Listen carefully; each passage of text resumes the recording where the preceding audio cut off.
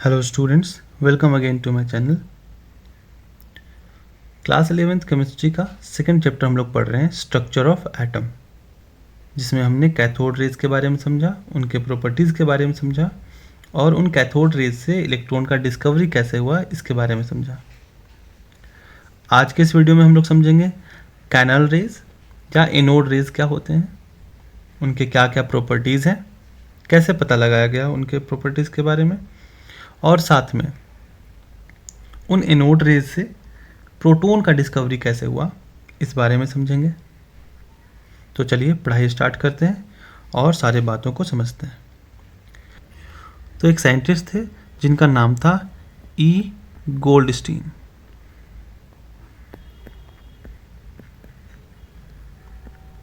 इन्होंने gas discharge tube वाला ही experiment किया फिर से, लेकिन थोड़ा सा इन्होंने मॉडिफिकेशन किया। क्या मॉडिफिकेशन किया कि इन्होंने सिंपल कैथोड के जगह पे परफोरेटेड कैथोड ले लिया, है ना। और ये परफोरेटेड कैथोड का मतलब क्या होता है कि ऐसा कैथोड जिसमें छोटे छोटे छेद होते हैं, है ना। और उन्होंने क्या किया, हाई वोल्टेज सप्लाई किया और लो प्रेशर सप्लाई किया। तो एनोड कैथोड रेज कैथोड से निकलकर एनोड की तरफ जाने लगा। ये तो पहले भी हो रहा था। और इन्हीं कैथोड रेज में इलेक्ट्रॉन्स होते हैं, निगेटिवली चार्ज पार्टिकल्स होते हैं। लेकिन जब और ऑब्जर्वेशन किया गया ना, तो इनको एक और रेज पता चला, है ना। जब ये परफोरेटेड कैथोड का यूज़ किया गया तो ई गोल्डस्टीन को इस कैथोड के पीछे के तरफ कुछ रेज ऑब्जर्व होने लगा, ठीक है। और इसका डायरेक्शन देखिए किधर से किधर है, एनोड से कैथोड की तरफ, है ना। एनोड से कैथोड की तरफ, ये एनोड से निकल के आ रहा होगा और इस छोटे छोटे छेद से आर पार होकर कैथोड के पीछे स्ट्रीमिंग करने लगा। और इन्हीं रेज का नाम दिया गया एनोड रेज, है ना। इन रेज का नाम दिया गया एनोड रेज,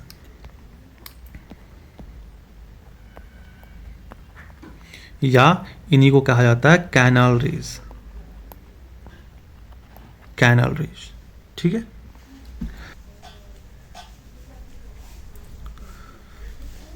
और जब इन एनोड रेज को स्टडी किया गया तो पता चला कि ये एनोड रेज स्ट्रेट लाइन में ट्रेवल करते हैं, है ना। ये बात कैसे पता लगा होगा, जैसे कि कैथोड रेज के बारे में पता लगाया गया था ना, उनके प्रॉपर्टीज़ के बारे में सेम टू सेम एक्सपेरिमेंट करके देखा गया। क्या किया गया, इस एनोड रेज के पाथ में कोई ओपेक ऑब्जेक्ट रखा गया, है ना। तो इसके पीछे एक शार्प शैडो बनने लगा, है ना, एक शार्प शैडो बनने लगा इसका। तो इससे यह कंक्लूजन निकाला गया कि ये एनोड रेज भी स्ट्रेट लाइन में ही प्रोपेगेट करते होंगे, क्योंकि अगर ये स्ट्रेट लाइन में प्रोपेगेट नहीं करते, है ना, इस तरीके से अगर बेंड करके आ जाता पीछे की तरफ, तो ये शैडो नहीं बन पाता, है ना। और अगर शैडो बन रहा है तो डेफिनेटली ये स्ट्रेट पाथ में ही ट्रेवल कर रहे हैं। तो इस तरीके से पता लगाया गया कि एनोड रेज स्ट्रेट लाइन में प्रोपेगेट करते हैं। अब दूसरा प्रॉपर्टी क्या पता चला कि इन एनोड रेज में छोटे छोटे पार्टिकल्स होते हैं, है ना। तो इसके बारे में कैसे पता लगाया गया होगा, यहाँ पर एक मूवेबल व्हील लिया गया, है ना। और जब इसको एनोड रेज के पाथ में रखा गया तो ये रोटेट करने लगा, ठीक है। अब ये रोटेशन से क्या पता चला कि इन एनोड रेज में छोटे छोटे पार्टिकल्स होते होंगे और उनमें काइनेटिक एनर्जी भी होता होगा। जब ये इस व्हील से कोलाइड कर रहा होगा तो उस वजह से ये व्हील रोटेट करने लगा, ठीक है। तो सेकेंड प्रॉपर्टी भी क्लियर है कि anode rays consist of material particles. अब थर्ड प्रॉपर्टी क्या पता लगाया गया कि इन एनोड रेज में पॉजिटिवली चार्ज्ड पार्टिकल्स होते हैं। और ये बात कैसे पता चला, तो इस एनोड रेज के पाथ में निगेटिव और पॉजिटिव प्लेट लगा दिया गया। सपोज ये पॉजिटिव प्लेट है और ये निगेटिव प्लेट है, मतलब इलेक्ट्रिक फील्ड में एनोड रेज को भेजा गया। तब देखा गया कि ये एनोड रेज ना इधर निगेटिव की तरफ डिफ्लेक्ट करने लगा, है ना। जब इलेक्ट्रिक फील्ड इंट्रोड्यूस किया गया एनोड रेज के पाथ में तो वो नेगेटिवली चार्ज्ड प्लेट के तरफ डिफ्लेक्शन करने लगा। और इससे ये बात कंफर्म हुआ कि एनोड रेज में जो भी मटेरियल पार्टिकल्स हैं वो पॉजिटिवली चार्ज्ड पार्टिकल्स हैं। इनमें पॉजिटिवली चार्ज पार्टिकल्स होगा तभी ये निगेटिव प्लेट की तरफ अट्रैक्ट हुआ। ठीक है, अब नेक्स्ट प्रॉपर्टी क्या था? जब मैग्नेटिक फील्ड से पास कराया गया एनोड रेज को, जैसे कि यहाँ पे नॉर्थ पोल साउथ पोल लगा दिया गया, तो पॉजिटिवली चार्ज पार्टिकल्स के लिए जो डायरेक्शन एक्सपेक्टेड था उस डायरेक्शन में इन एनोड रेज के पार्टिकल्स भी डिफ्लेक्ट करने लगे। तो यहाँ से सपोज यहाँ पे नॉर्थ को हम पॉजिटिव मान लेते हैं, साउथ को निगेटिव मान लेते हैं। आप किसी को भी पॉजिटिव निगेटिव मान सकते हैं, है ना। वैसे कोई रूल नहीं है कि निगेटिव साउथ को ही मानना है निगेटिव और पॉजिटिव नॉर्थ को ही मानना है, ये कोई रूल नहीं है। लेकिन अभी अज्यूम कर लेते हैं कि नॉर्थ को पॉजिटिव साउथ को निगेटिव। तब ये किधर डिफ्लेक्शन करने लगा होगा?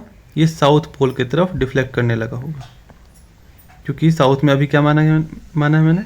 निगेटिव चार्ज, है ना। बस इतना समझिए कि एनोड रेज के पाथ में जब मैग्नेटिक फील्ड इंट्रोड्यूस किया गया तो पॉजिटिवली चार्ज्ड पार्टिकल्स के लिए जो डिफ्लेक्शन का डायरेक्शन एक्सपेक्ट किया जा रहा था उस डायरेक्शन में एनोड रेज के पार्टिकल्स डिफ्लेक्ट करने लगे, है ना। सिंपल सी बात है। अब क्या किया गया? चार्ज बाय मास रेशियो निकाला गया। चार्ज बाय मास रेशियो निकाला गया तो पता लगा ये charge by mass ratio different आने लगे डिफरेंट गैसेस के लिए। इस गैस डिस्चार्ज ट्यूब में अलग अलग गैस रख के देखा गया तो हाइड्रोजन के केस में ये E/m रेशियो अलग आने लगा, किसी और गैस के केस में दूसरा आने लगा, है ना। तो एनोड रेज में जो भी पॉजिटिवली चार्ज पार्टिकल हैं वो डिफरेंट हो सकते हैं डिफरेंट गैसेस के लिए। इस वजह से E/m रेशियो भी डिफरेंट आ रहा था, है ना। आप इस तरीके से समझिए।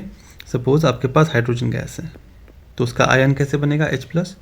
हीलियम गैस है तो कैसे बनेगा? H++। अब डेफिनेटली भाई इसका मास तो अलग ही होगा ना, है ना। दोनों में चार्ज भी अलग अलग है। इस वजह से ये जो E/m रेशियो आ रहा था ना, मतलब चार्ज बाय मास रेशियो, वो डिफरेंट गैसेस में डिफरेंट मिल रहा था, है ना। तो एनोड रेज या कैनल रेज में जो भी पार्टिकल्स हैं उनका E/m रेशियो जब निकाला गया तो ये पता चला ये गैसेस पे डिपेंड करता है। ठीक है, charge to mass ratio of the particles in the anode rays depend upon nature of gas taken in the discharge tube. Okay, तो चलिए जो प्रॉपर्टीज हमने पढ़ा है इसको थोड़ा स्टडी कर लेते हैं। चलिए क्या लिखा गया है जरा समझिएगा।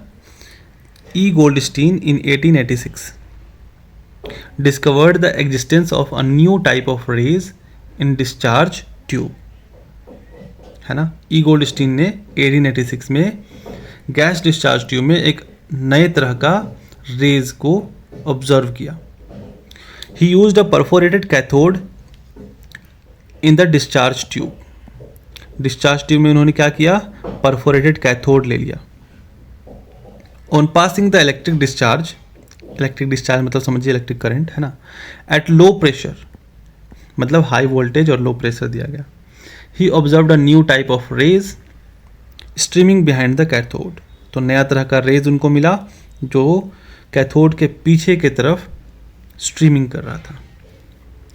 These rays were named anode rays और कैनल रेज, और इन्हीं रेज का नाम दिया गया एनोड रेज या canal raise.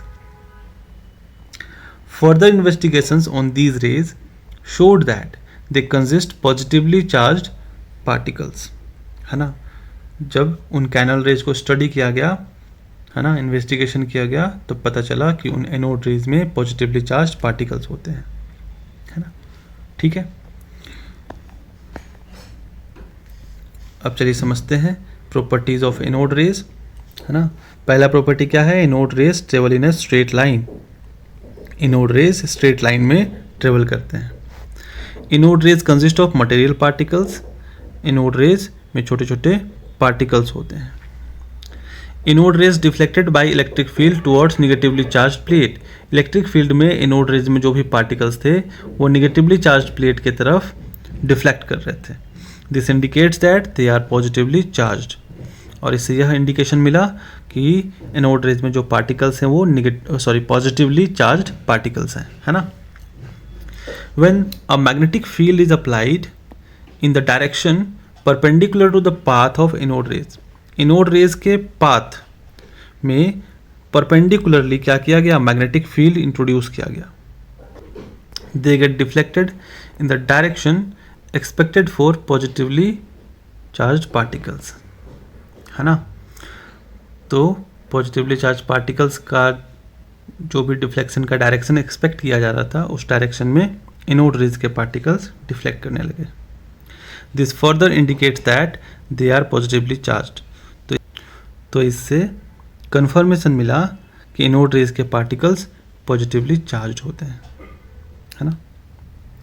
Charge to mass ratio of the particles in the anode rays depend upon the nature of the gas taken in the discharge tube. Gas discharge tube में कौन सा gas लिया गया है इस बात पे charge by mass ratio depend कर रहा था एनोड रेज के पार्टिकल्स का, ठीक है। यही प्रॉपर्टीज हमने डिस्कस किया अभी, आप इसको जल्दी से कॉपी कर लेना, ठीक है। समझते हैं हम लोग डिस्कवरी ऑफ प्रोटॉन के बारे में। प्रोटॉन का डिस्कवरी कैसे हुआ देखिए जरा। इस गैस डिस्चार्ज ट्यूब में जब हाइड्रोजन गैस लिया गया, ठीक है, जब हाइड्रोजन गैस लिया गया तो इससे जो एनोड रेज बन रहा था उन पार्टिकल्स का, है ना, जैसे हाइड्रोजन का गैस होगा तो हाइड्रोजन का आयन बना होगा, है ना। तो हाइड्रोजन गैस के केस में जब E/m रेशियो निकाला गया एनोड रेज के पार्टिकल्स का तो वो सबसे मैक्सिमम आने लगा, समझ गए। E/m रेशियो सबसे मैक्सिमम किसके केस में आ रहा था, हाइड्रोजन गैस के केस में, ठीक है। तो इससे ये कंक्लूजन निकला कि सबसे कम मास एनोड रेज के पार्टिकल्स का सबसे कम मास कब आएगा, जब हाइड्रोजन गैस लिया जाएगा। क्यों ऐसा, क्योंकि चार्ज बाय मास रेशियो सबसे मैक्सिमम आ रहा था, है ना। तो मास अगर बहुत कम होगा तभी ये charge by mass ratio maximum होगा। तो कंक्लूजन ये निकाला गया कि हाइड्रोजन गैस के केस में सबसे लाइटेस्ट पॉजिटिवली चार्ज हमको मिल रहा है ना।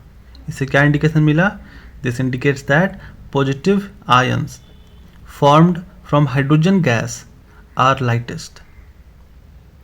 हाइड्रोजन गैस के केस में जो पॉजिटिवली चार्ज हमको मिल रहा है ना, हाइड्रोजन गैस के केस में जो पॉजिटिवली चार्ज पार्टिकल्स मिल रहा होगा हमको एनोड रेज में वो सबसे हल्का होगा और इन्हीं का नाम दिया गया प्रोटॉन्स, है ना। इन्हीं हाइड्रोजन आयन को ही क्या कहा जाने लगा, प्रोटॉन्स, ठीक है। तो सिंपल सा बात है, आप इतना समझ लीजिए कि हाइड्रोजन गैस जब लिया गया गैस डिस्चार्ज ट्यूब में तो उसमें जो एनोड रेज बन रहे थे उन पार्टिकल्स का जब चार्ज बाय मास रेशियो निकाला गया तो सबसे ज़्यादा आने लगा। इसका मतलब ये जो भी पार्टिकल्स होंगे ये सबसे हल्का होगा, ठीक है। मास सबसे मिनिमम होगा उसी पार्टिकल्स का। तो हाइड्रोजन गैस के केस में एनोड रेज के पार्टिकल्स का सबसे कम मास आया और उन्हीं पार्टिकल्स को यानी कि हाइड्रोजन के आयंस को क्या कहा गया, प्रोटॉन कहा गया। बस यही था discovery of proton. I hope आपको समझ में आया होगा। एक बार रीडिंग भी कर लेते हैं। तो आइए थोड़ा रीडिंग कर लेते हैं। Discovery of proton.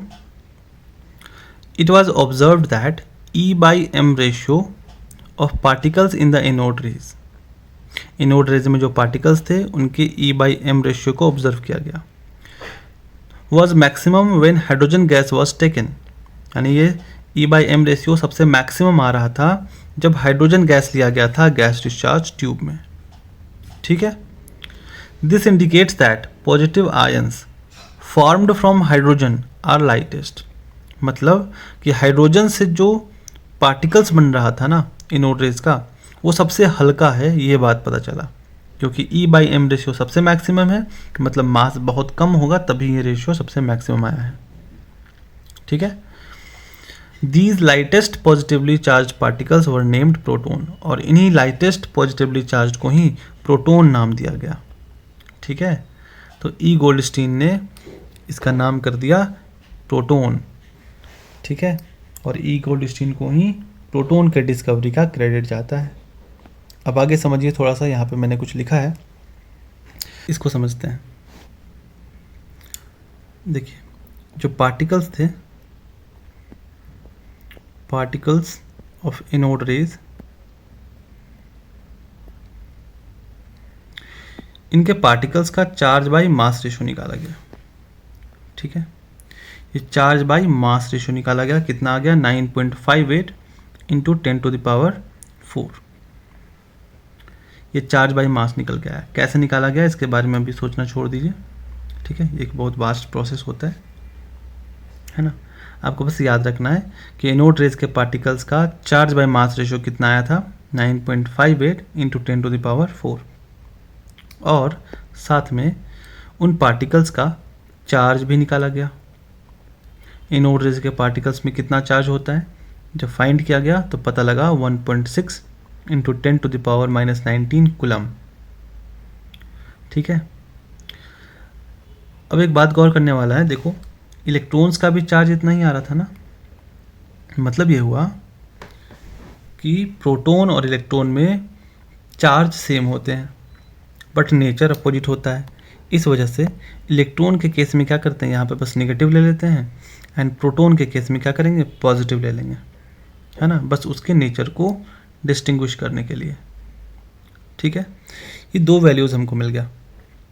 अब क्या करेंगे, इन दोनों वैल्यूज़ को डिवाइड कर देंगे, है ना। क्या करेंगे, ये चार्ज निकल के आ गया और ये चार्ज बाई मास रेशियो निकल के आ गया। इन दोनों को जब डिवाइड किया जाएगा तो क्या निकल के आ जाएगा, मास ऑफ प्रोटॉन। ठीक है। और ये मास ऑफ प्रोटॉन जब फाइंड किया गया इन दोनों को डिवाइड करके, तो कितना निकल के आया, mass of proton 1.67 into 10⁻⁻27 kilogram. ठीक है। तो ये प्रोटॉन का मास है, ये प्रोटॉन का चार्ज है। ये बात आपको याद रखना है। ठीक है। तो आई होप आपको आज का क्लास समझ में आया होगा कि प्रोटॉन। हम लोग मिलते हैं अगले वीडियो में, और अगले क्लास में हम लोग पढ़ेंगे मॉडल ऑफ एटम्स के बारे में। ठीक है। सबसे पहले थॉमसन मॉडल आया, फिर रदरफोर्ड न्यूक्लियर मॉडल आया, तो इन सब के बारे में डिटेल से हम लोग चर्चा करेंगे। तो मिलते हैं अगले वीडियो में, तब तक आप लोग पढ़ाई करते रहिए। Thank you.